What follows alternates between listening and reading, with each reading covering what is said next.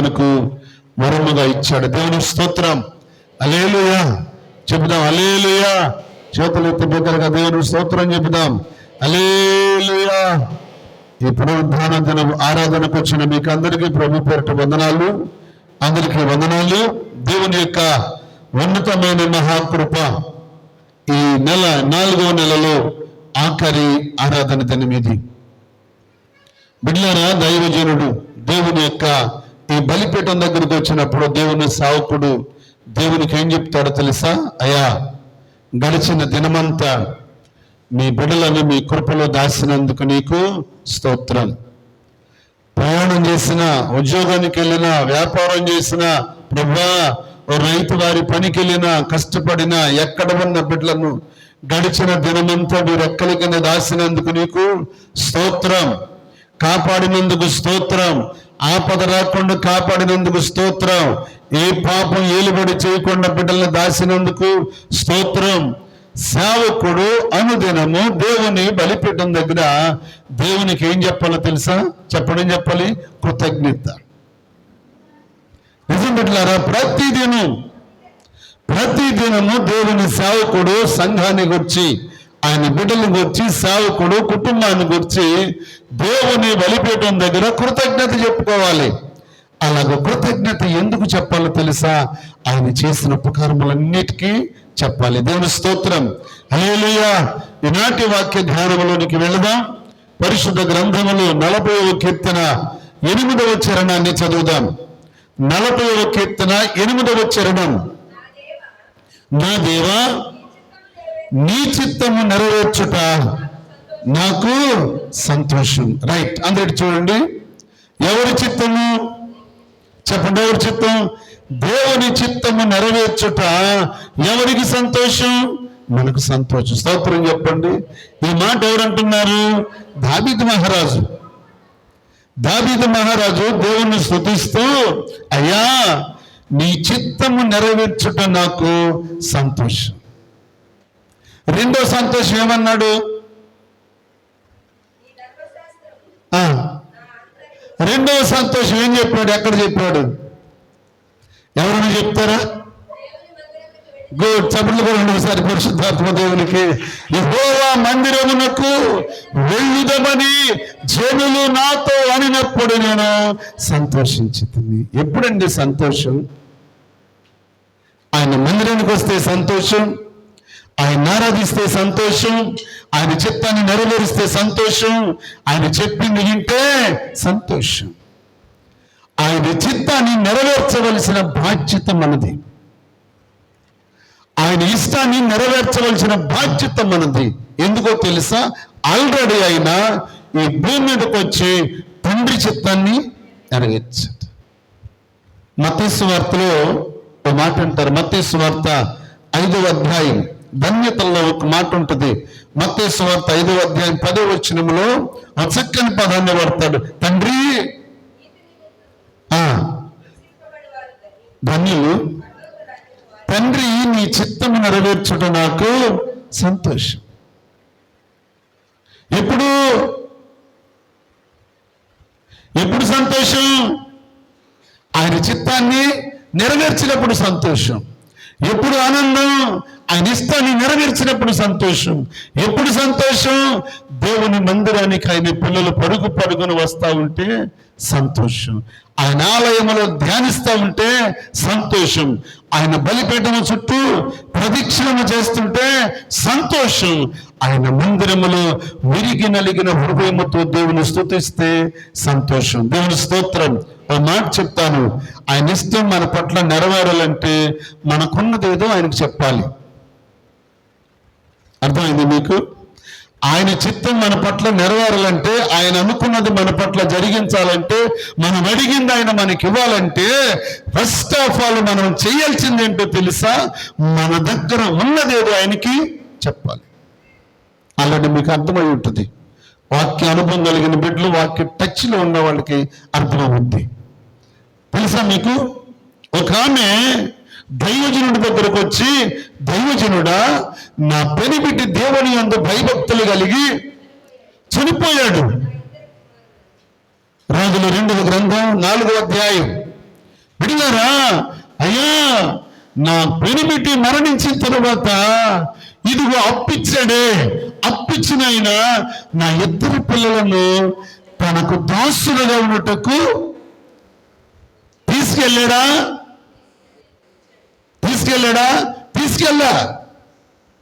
తీసుకెళ్ళటానికి వచ్చాడు అంతే. ఇంతలో ఆ తల్లి చేసిన పని ఏంటట? పరుగు పరుగున ఎక్కడికి వెళ్ళింది చెప్పండి? ఎక్కడికి వెళ్ళింది? దైవజనుడి దగ్గరికి వెళ్ళింది, ప్రవక్త దగ్గరికి వెళ్ళింది. ప్రవక్త దగ్గరికి వెళ్ళి, ప్రవక్త దేవుని ఆలయములు ఆయన బలిపీఠం దగ్గర ప్రవక్త కనిపెట్టుకొని కృతజ్ఞత చెప్తా ఉంటే, ఇప్పుడు ప్రవక్త దగ్గరికి వెళ్ళి దైవజనుడా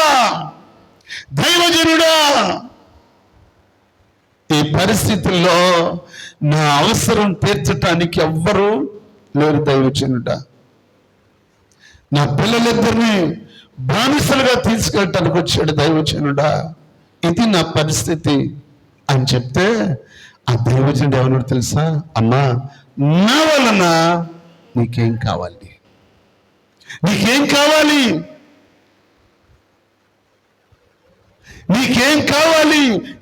జరగాలి? నీకేమి రావాలి? నీకేది అవసరం తీరాలంటే ముందు నువ్వేం చేయాలి తెలుసా? నీ దగ్గర ఏమున్నదో అది చెప్పు. ఉందా? నీ దగ్గర ఏముందో చెప్పు.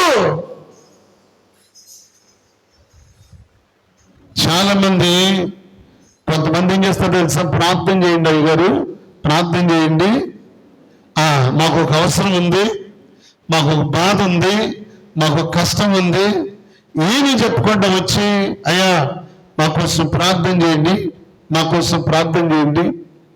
కొంతమంది అంటారు ఈ మాట. ఏమని ప్రార్థన చేయాలి?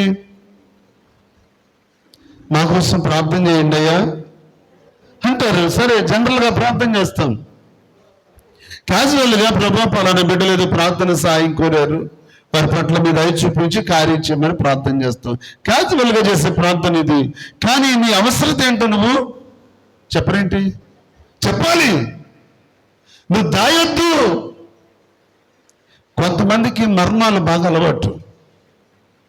బిడ్డలారా, దేవుని పిల్లలకి, దేవునికి దైవజనునికి మధ్యలో ఉన్నవాళ్ళు దైవజను దగ్గరికి వచ్చి ప్రార్థన సహకారం కోరినప్పుడు మధ్యలో మరణమేమీ ఉండకూడదు. మాకు గుర్తుపెట్టుకోండి మీరు.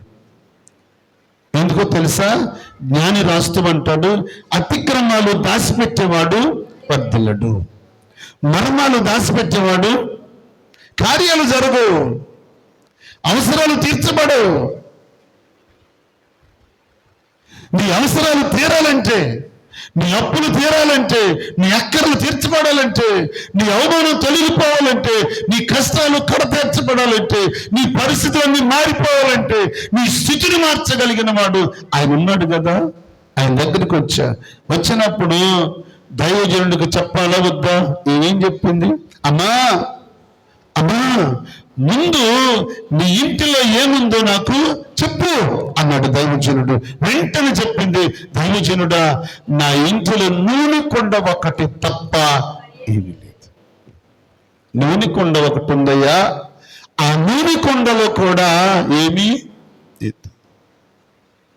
ఆ ఒక్క కొండే ఉంది. పూర్వకాలంలో ఆ దినాల్లో ఆ ఇళ్లలో ఏమున్నాయి కొండలు చెప్పండి? నూనె కొండలు. నూనె ఆ కుండల్లో దాచుకునేవాళ్ళు, పిండి ఆ తొట్టిల్లో దాచుకునేవాళ్ళు. ఇప్పుడు ఆమె చెప్తుంది, నూనె కుండ ఒక్కటే ఉంది, అది తప్ప మరేమీ లేదు. అప్పుడు వెంటనే దైవజనుడు దేవుని పాదాల దగ్గర ఉండి, అమ్మా నీ ఇరుగుపోరు వారి దగ్గరికి వెళ్ళి చెప్పండి ఏమన్నాడు? ఖాళీ పాత్రలు తెచ్చుకో.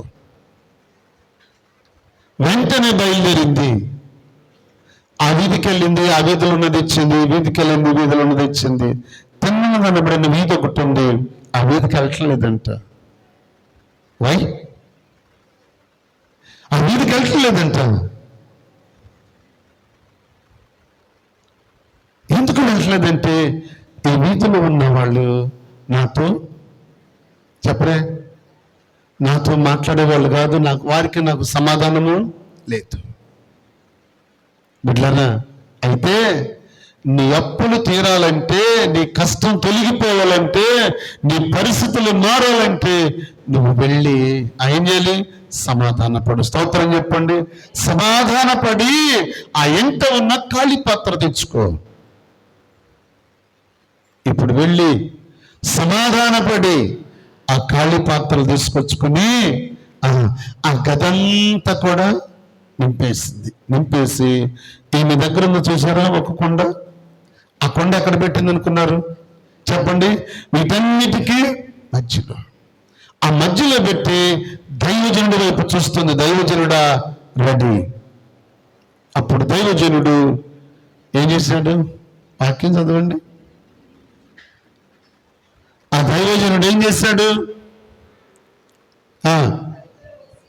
తలుపులు మూసి ఆ పాత్రన్నిటిలో, ఎప్పుడు పాత్రలన్నీ తెచ్చిన తర్వాత, ఇప్పుడు దైవజనుడు ప్రార్థన చేయగా ఈ నూనె కొండ పొంగి పొంగి పొంగి పొరుగుతుంది. అంటే ఈ నూనె కొండ దైవజనుడు ప్రార్థించి ఆశీర్వదించగానే ఈ నూనె కొండ ఏం చేస్తుంది? పొరుగుతూ ఉంది. పొరుగుతూ ఉన్నప్పుడు ఈ తల్లి ముంచింది, పిల్లలు ముంచుతున్నారు, పోస్తున్నారు. ఎవరికి వాళ్ళు ముంచుకుని తీసుకుని వెళ్ళి పాత్రలన్నీ నింపగా అప్పుడు ఆ కుండ పొరలటము ఆగిపోయింది. అంటే ఆ పాత్రలన్నీ నిండేంత వరకు, నీ అవసరం తీరేంత వరకు, నీ అప్పులు తీరేంత వరకు, నీ అవమానం తొలగిపోయేంత వరకు ఈ కుండ నిండి పొర్లుతూ ఉంటుంది. దేవుని స్తోత్రం. అందుకేనేమో దావీదు అంటాడు, నీ గిన్నె నిండి పొర్లుచున్నది. నింపుమా అంచుల వరకు, నింపుమా అంచుల వరకు, నీకింపుగా మార్చబడుటకు, నీకింపుగా మార్చబడుటకు. రాతికుండను నేను ఖాళీ అయి ఉన్నాను, రాతికుండను నేను ఖాళీ అయి ఉన్నాను. హల్లెలూయా. అంటే దేవుని మందిరానికి వచ్చి మనం ఎట్లా రావాలి చెప్పండి? ఖాళీ హృదయంతో రావాలి. స్తోత్రం చెప్పండి. ఖాళీ హృదయంతో ఆయన సన్నిధికి వచ్చే మనము ఖాళీ హృదయముతో, ఆయన పాదాల దగ్గరకు వచ్చే మనము ఖాళీ హృదయముతో ఆయన సన్నిధికి వచ్చి ఆయన పాదాల దగ్గర ఉండి ఆ నూనె కుండ లాంటి అనుభవం కలిగి మనం ఉంటే నిశ్చయముగా నా దేవుడు నీ కుండలను నింపునుగాక. ఆమేన్ చెప్తాం. ఆమేన్. అది నింపబడాలి అంటే నీ దగ్గర ఉన్న విషయం ఏంటో దేవునికి చెప్పాలి.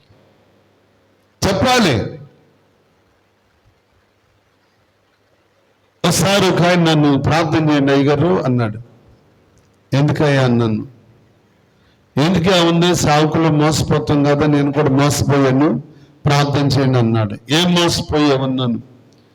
పలానా ఆయనకి నేను డబ్బులు ఇచ్చానయ్యా, ఆ డబ్బులు ఆయన ఇవ్వట్లేదు, కొంచెం ప్రార్థన చేయండి అన్నాడు. సర్లే బ్రదర్ అన్నాను. ప్రార్థన చేస్తాను మొత్తం మీద. ఆయన ఎందుకో కనికరించి ఆయన ఏదో భూమి అమ్ముకుని ఆ డబ్బులు ఆయనకు చెల్లించేశాడు. ఒకరోజు నేను నర్సాపురం వెళ్తుంటే నాకు ఎదురయ్యాడు. ఆయన ఎదురైతే వందనాలు చెప్పాను, బండి మీద ఉండి.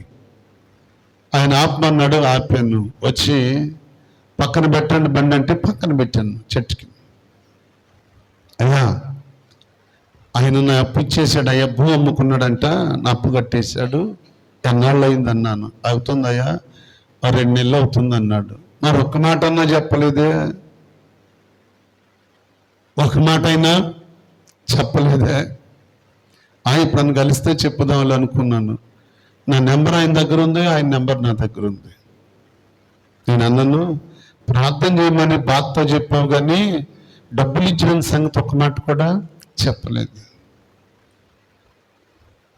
అంతే. కృతజ్ఞత కావాలండి, కృతజ్ఞత కావాలి.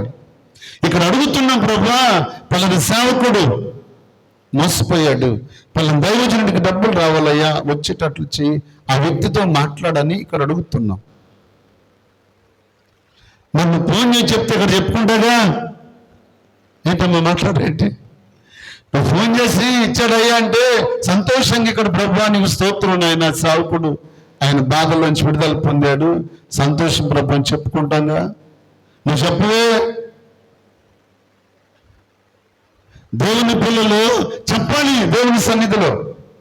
ఈమె ఉన్న విషయాన్ని దైవజనుడికి చెప్పకపోతే ఆమె అప్పులు తీరుతాయా? తీరవు. పరిస్థితులు ఎలాగున్నా ప్రభావం కలిగిన దేవుడు నీ పరిస్థితులు మార్చగలుగుతాడు. సత్యాన్ని తెలిస్తే నువ్వేది దాచిపెట్టు,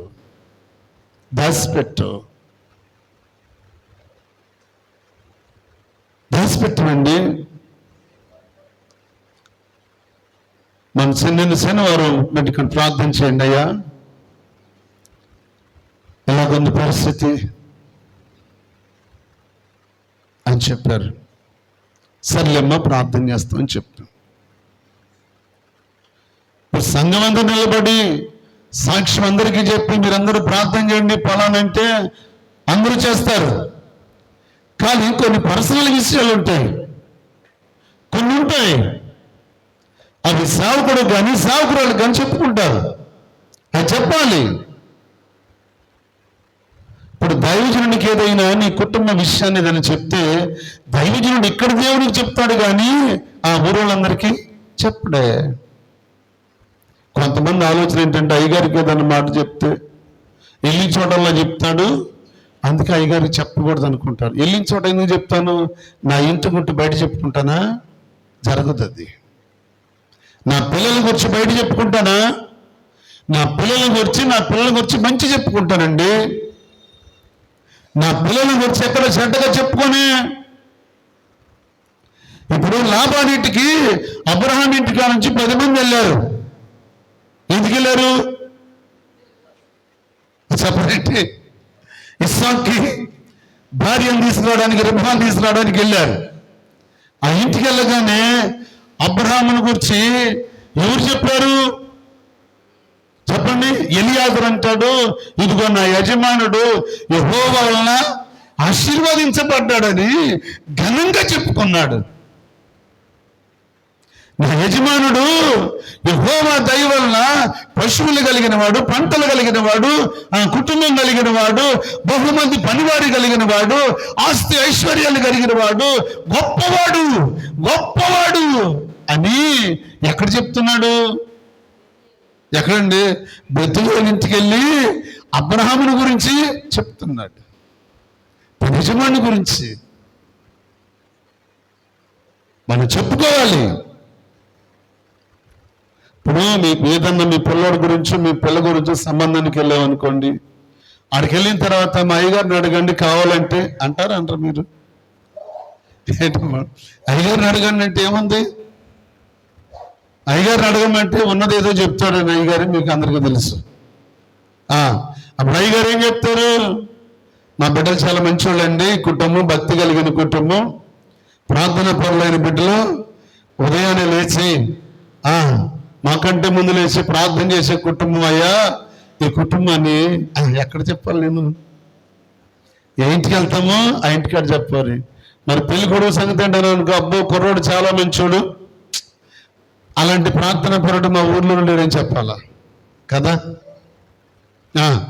అలాంటి భక్తి కలిగిన పిల్ల, అలాంటి మౌనం కలిగిన పిల్ల, అలాంటి ప్రార్థన పరులైన పిల్ల మా ఊర్లోనే లేదండి అని చెప్పాలి.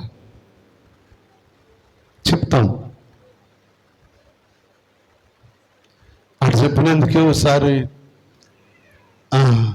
ఈ ఊరు కాళ్ళంది అని పెళ్ళిగాక ముందు చాలా మంచోడని చెప్పావుగా, మరి ఇప్పుడేంటి అంతే. ఏమన్నా నేను పెళ్ళిగానప్పుడు చాలా మంచోడని చెప్పావు కదా, ఇప్పుడేంటిది? అవును అమ్మా, అప్పుడు మంచోడు, కానీ ఇప్పుడు నేనన్నా ఆయన మార్చుకుపోవటం నీ చేతగంతనం అన్నా. నేను ఏమన్నా నేను ఆయన మార్చుకుపోవటం నీ చేతగంతనం, మార్చుకో. స్తోత్రం చెప్పండి. హల్లెలూయా.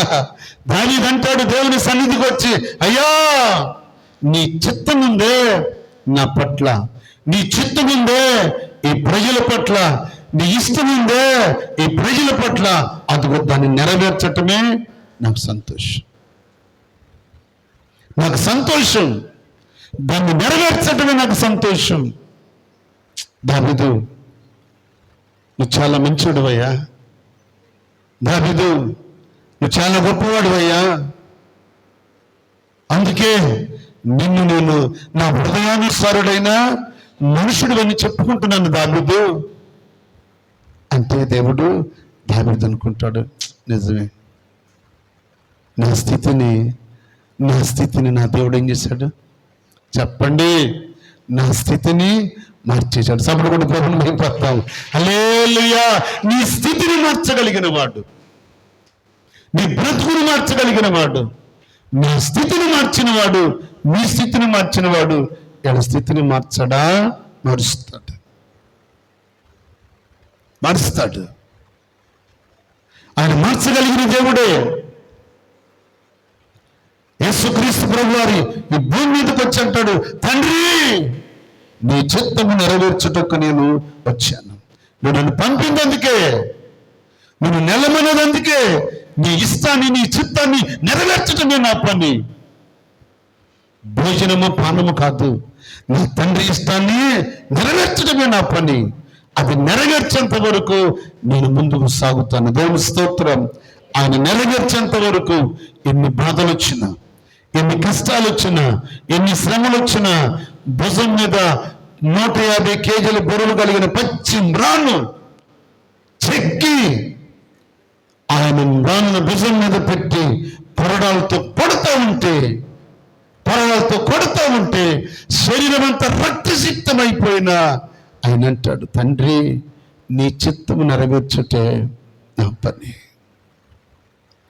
150 కేజీల బరువు కలిగిన సిలువను మోస్తూ తల్లడిల్లుతున్న తండ్రి శరీరం అంతా పగిలిపోతా ఉంటే, రక్తసిక్తమై తలలో ముళ్ళ కీరటం కారుతూ ఉంటే రక్తం, శరీరం అంతా గాయాలైపోయి రక్త పడుగులు యెరూషలేము వీధుల్లో అడుగులు పడపడతా ఉంటే యేసయ్య అంటాడు, నాన్న నీ ఇష్టం నెరవేర్చుటే.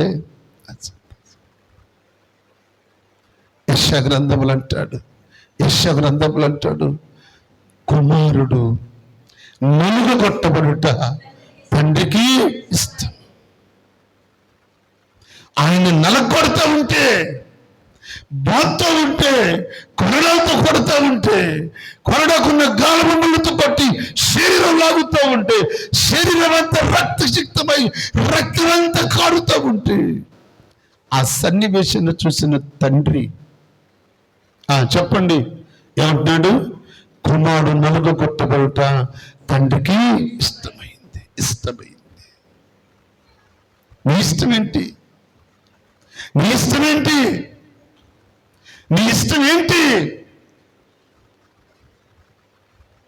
ఏమి నెరవేర్చటం నీకు ఇష్టం? నువ్వు ఏమి నెరవేర్చడం నీకు ఇష్టం? రాత్రి వేళ బలిపీఠం దగ్గర ప్రభువా పగలంతా నీ బిడ్డలు పనికి వెళ్ళారయ్యా, పగలెండ దెబ్బైనను నీకు తగలదే, పగలెండ దెబ్బ నీకు తగలదని చెప్పేవే. ఇశ్రాయేలుకు పగల మేఘస్తంభంగా ఉన్నట్లు నీ పిల్లలకు మేఘస్తంభంగా ఉండి నీ రెక్కల కింద భద్రపరిచయ్యా. అయ్యా నీ పిల్లలెవరూ కూడా నీ ఇష్టాన్ని నెరవేర్చకుండా పక్కకి వెళ్ళకూడదు. నీ చిత్తం నెరవేర్చేటట్లు చేయి ప్రభువా. పగలంతా నీ పిల్లలకి కాపుదలు ఇచ్చేవే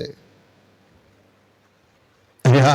ఏ దుష్టుడి బిడ్డల్ని మోసం చేయకుండా, ఏ అపవాది బిడ్డల్ని మోసం చేయకుండా, ఏ పాపం బిడ్డల మీద ఏలుబడి చేయకుండా నాన్న నీ పిల్లల్ని కాపాడుతున్నావే, అందుకు నేను నీకు కృతజ్ఞత చెప్పుకుంటున్నాను.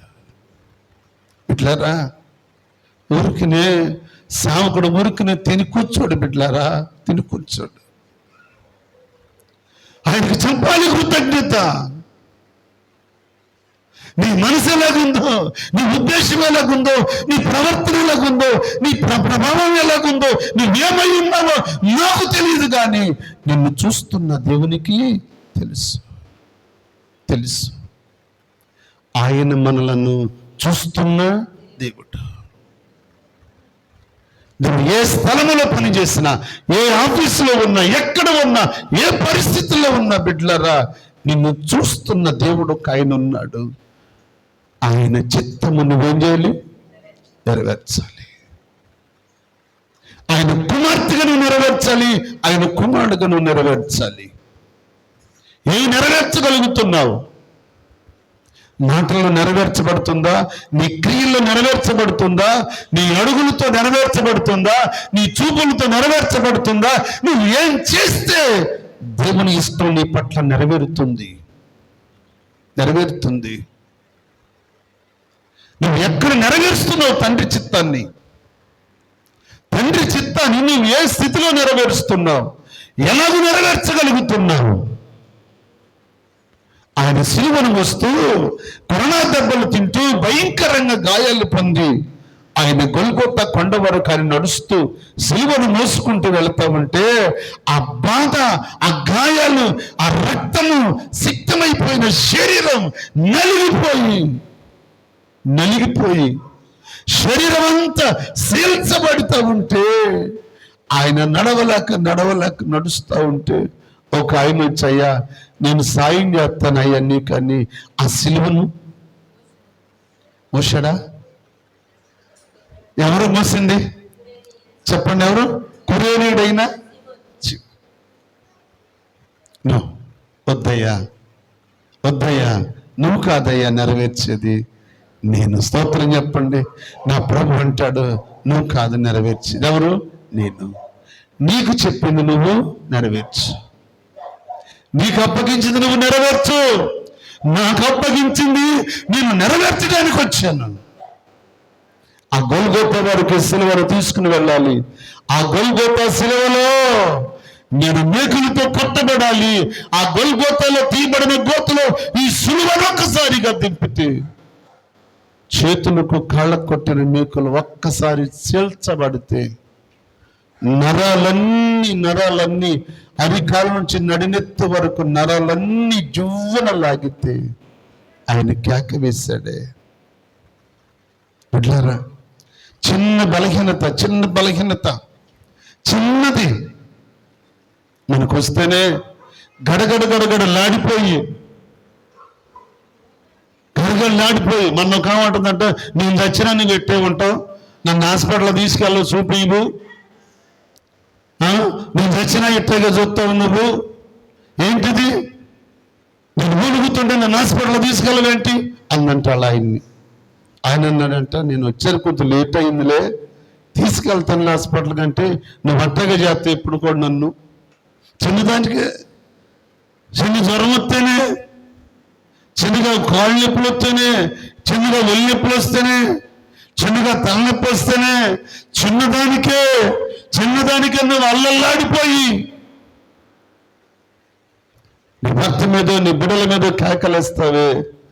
కానీ నా యేసయ్య ఎన్ని బాధలు భరించాడు, ఎన్ని శ్రమలు భరించాడు, ఎన్ని కష్టాలు భరించాడు.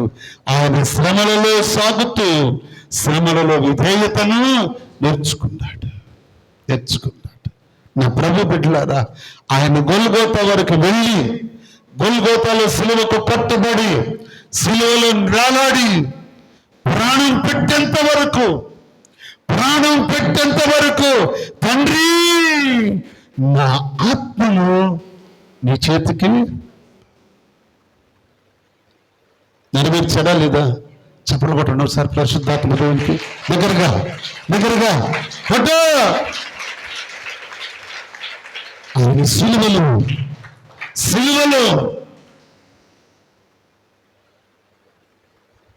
తండ్రి చిత్తాన్ని నెరవేరుస్తూ చివరిగా మాట్లాడింది ఏంటో తెలుసా?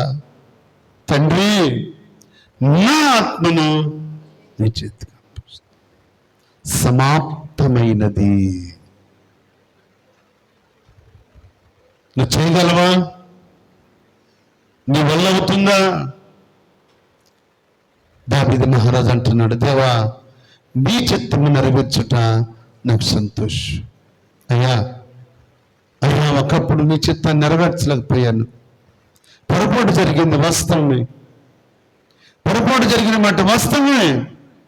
అందుకే దావీదు పలుసార్లు దేవుని సన్నిధికి వచ్చి ఏం చేశాడు చెప్పండి?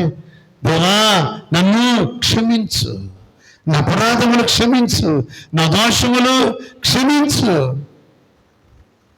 దావీదు ఏమంటాడో తెలుసా? అయ్యా నా దోషములు క్షమించుటకు నీవు ఎప్పుడు ప్రార్థన చేసావా? నీ అతిక్రమాన్ని ఒప్పుకున్నావా దేవుని దగ్గర?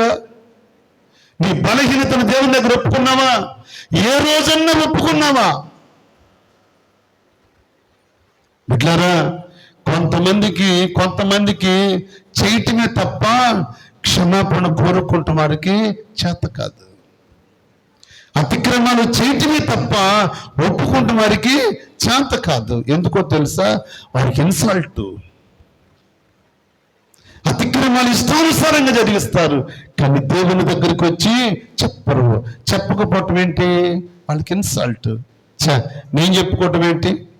నేను ఒప్పుకోవటం ఏంటి? నేనేంటి? నా పరిస్థితి ఏంటి? నేనేంటి? నా స్థితి ఏంటి? నా వెనకున్న అంగేంటి? నాకున్న బలం ఏంటి? నాకున్న ధనం ఏంటి? నాకున్న అంగేంటి? నాకున్నదేంటి? నేను ఒప్పుకోవటం ఏంటి? ఈ రోజున భూమి మీద నువ్వు ఒప్పుకోకపోతే రాత్రి ఏం మాట్లాడాడు దేవుడు? ఈ దినమందు మనం దేవుని సన్నిధిలో ఉంటున్న మనం అతిక్రమాలు దాచుకోకుండా ఒప్పుకొని విడిచిపెట్టకపోతే ఒక దినం నిత్య శూన్యులు చెప్పండి ఏమవుతుంట? సిగ్గుపడాలి. పిల్లరా, నీ అతిక్రమాలు, నీ పాపము, నీ దోషములు, నువ్వు చేసిన ప్రతి అతిక్రమాన్ని, పాపాన్ని ఒప్పుకో. ఇక్కడ ఆయన సన్నిధిలో ఒప్పుకో, విడిచిపెట్టు. అంతే. ఆయన నిన్ను శుద్ధి చేయగలిగిన వాడు, నిన్ను క్షమించగలిగిన వాడు, నీ పాప దోషములను తుడిచివేయగలిగిన సమర్థుడు. ఇక్కడే నీ పాప దోషములను క్షమించబడకపోతే సియోనులో నువ్వేం చేస్తావు? కోట్ల మంది విశ్వాసులు, కోట్ల మంది దేవదూతల ముందు ఏం చేయాలి చెప్పండి? సిగ్గుపడాలి. అక్కడ సిగ్గుపడే కంటే ఇక్కడ ఒప్పుకోవటం ఎంతైనా మంచిది. అవమానం కదండి, ఎంత అవమానం! పరిశుద్ధుల ఎదుట, దూతల ఎదుట, సింహాసనం మీద కూర్చున్న, ధవళ సింహాసనం మీద కూర్చుకున్న రారాజైన ప్రభువు, ఆయన వస్త్రాలు అగ్ని వలె మండుతూ ఉంటే ఆ సింహాసనం మీద కూర్చొని న్యాయాధిపతిగా తీర్పు తీర్చడానికి నా ప్రభు ఉంటే ఆయన ముందుకెళ్ళి చేతులు కట్టుకుని సిగ్గు కాదు. అందుకే ఇక్కడ ఉండగానే ఇక్కడ పాపాలు ఇక్కడే ఒప్పుకోవాలి, ఇక్కడ అతిక్రమాలు ఇక్కడే ఒప్పుకోవాలి. ఎందుకో తెలుసా? ఈ దేహముతో జరిగించినవన్నీ చెప్పండి, ఈ దేహముతో జరిగించినవన్నీ ఆయన ఎదుటకు తీసుకొచ్చి ఒప్పుకోవాలి, క్షమాపణ కోరు. ఎందుకో తెలుసా?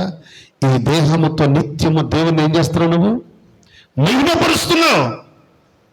ఈ దేహముతో దేవుని మహిమపరిచే నువ్వు ఈ దేహముతో అతిక్రమాలు చేసి దాచిపెట్టుకుని శివునికి వెళ్ళి ఒక సిగ్గుపడవా? అక్కడ నేను సింహాసనం మీద కూర్చోబెడతాను అనుకున్నావా? సియోనులో నీ సిగ్గుపడతావు. ఈ దేహముతో జరిగించిన చెడ్డ క్రియలన్నీ నా దేవుని బిడ్డలారా, అందుకే ఒప్పుకోవాలి ఇక్కడ, అందుకే చెప్పుకోవాలి ఇక్కడ. ప్రతిదినం ఈ బలిపీఠం దగ్గరకు వచ్చి నేను ఒప్పుకుంటాను ప్రభా, నేను ఒప్పుకుంటున్నాను. నా కుటుంబానికి తెలియదే, నా పిల్లలకు తెలియదే, నా భార్యకి తెలియదే, నా తల్లిదండ్రులకు, నన్నదమ్ములకు, నా వారికి తెలియదే, సంఘానికి తెలియదే.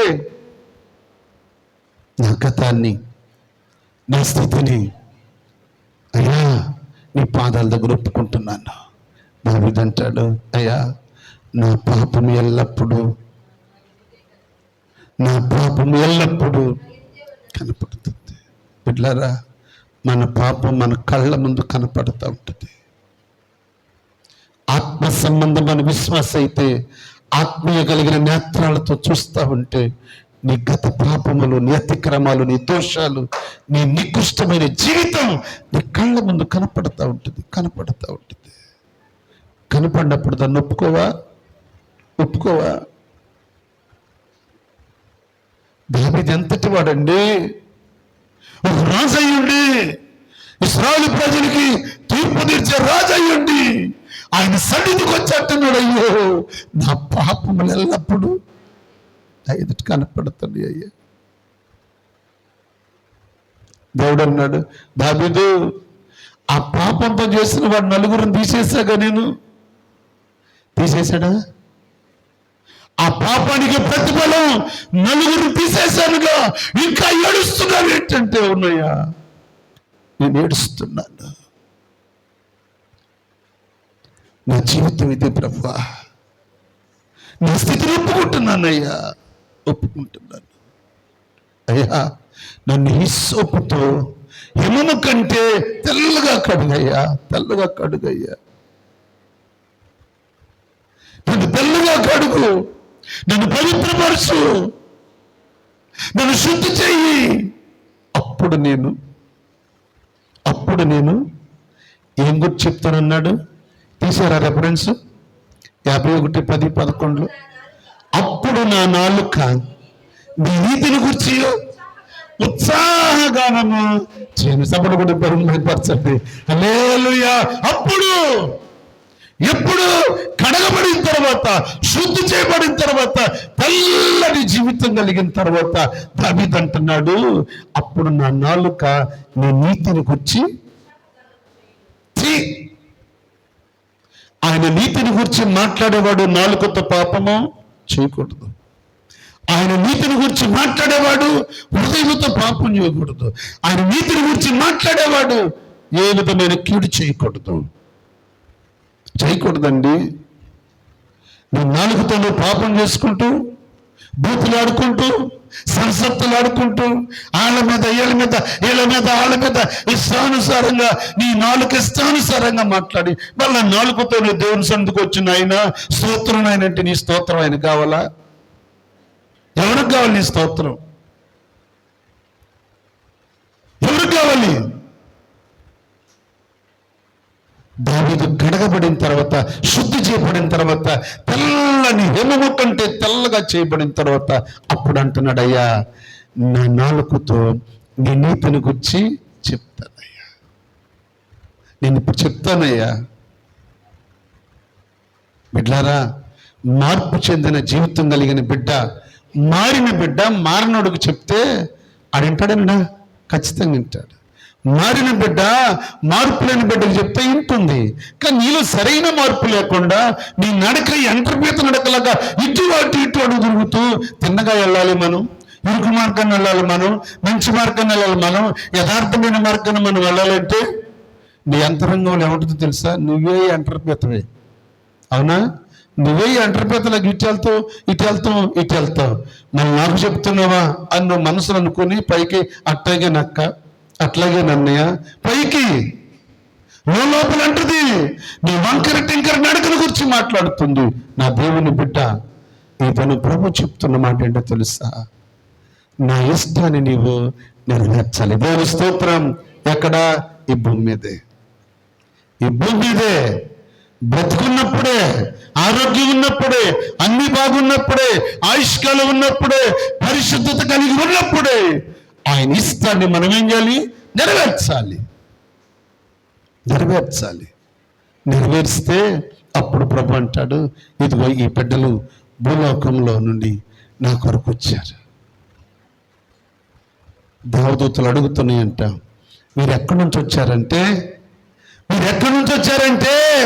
ఇదిగో వాళ్ళు భూమి మీద, భూలోకములో గొర్రె పిల్ల రక్తములో తమ వస్త్రములను తెలుపు చేసుకుని ఇక్కడికి వచ్చారు. దేవునికి స్తోత్రం చెప్పండి. హల్లెలూయా.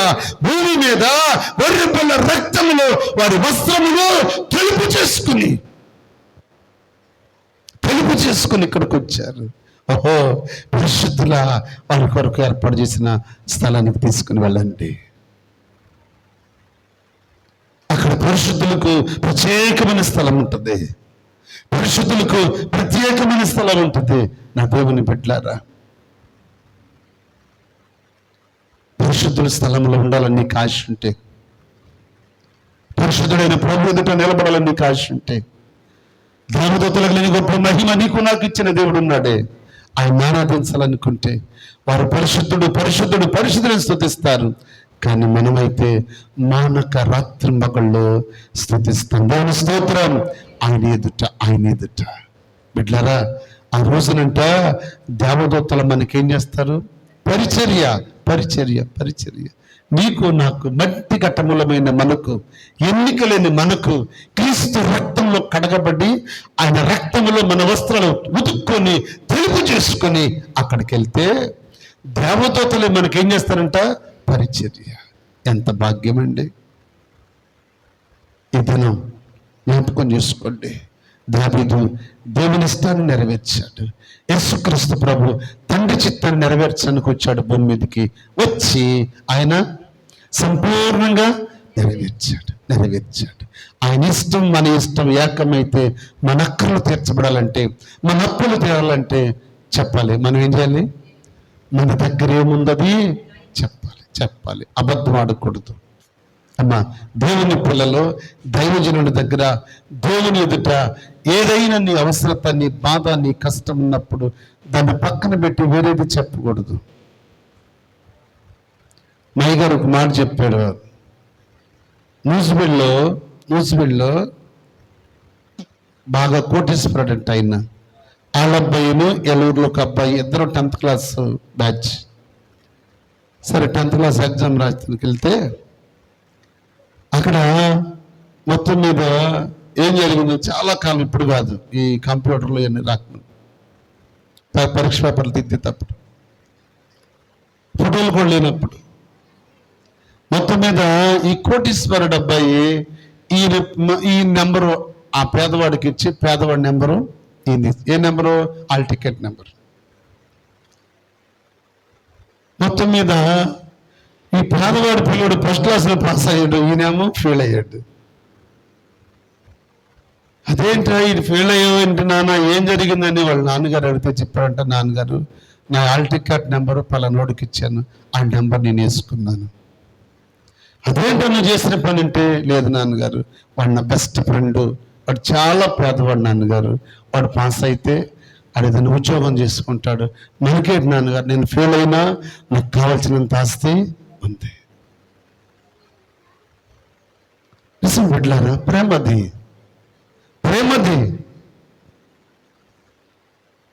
ఎదటి వాని కొరకు ఏం పడినట్టు?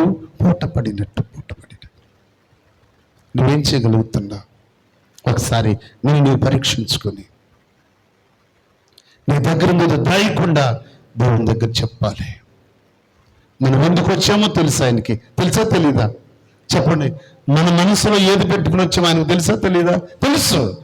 కానీ దాన్ని పక్కన పెట్టి వేరేది మనమేమి చెప్పకూడదు. చెప్తే అది తప్పు అవుతుంది. దేవుని చిత్తం నెరవేర్చినట్లు కాదు. ఆమె దైవజనుడికి నా ఇంటిలో ఉన్నది ఏముంది? నూనె కుండ ఒక్కటే. దైవజనుడ ఆ కుండను దాయకుండా చెప్పింది కనుక ఆమె అప్పులన్నీ తీర్చబడ్డాయి. దేవుని స్తోత్రం. రహస్యాలు దేవునికి తెలుసు. మర్మములు బయలుపరచుట ఆయన వశము, ఆయన చిత్తం అది. దానియేలు అంటాడు, అయ్యా మర్మరాలు మా దగ్గర లేవు, మర్మములు బయలుపరచువాడు మేము ఆరాధించే దేవుడు కనుక మర్మములు మా దగ్గర లేవు, మా దేవుని దగ్గర ఉన్నాయి. అవకాశం ఇవ్వండి. రాజు దగ్గర అవకాశం తీసుకొని నలుగురు వెళ్ళి ప్రార్థన చేసి అప్పుడు రాజు దగ్గరకు వచ్చి జరగబోతున్న దాన్ని చెప్పగలిగారు. దేవుని స్తోత్రం. బిడ్డారా, దానియేలు ఆ విషయాన్ని రాజుకు చెప్పినందుకు యథార్థంగా ఆ దేశంలో మంత్రజ్ఞులందరూ బ్రతికారు.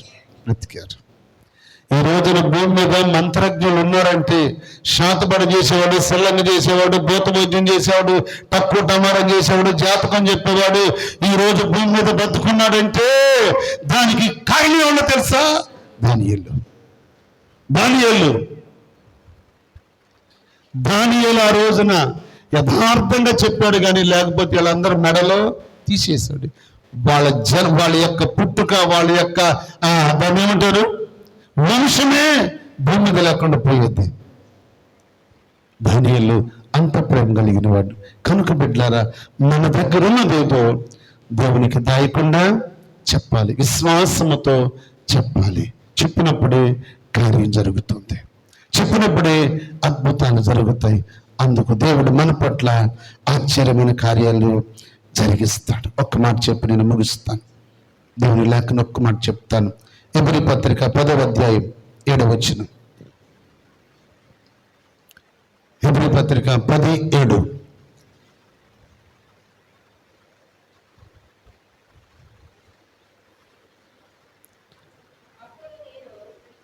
హెబ్రీ పత్రిక 10:7.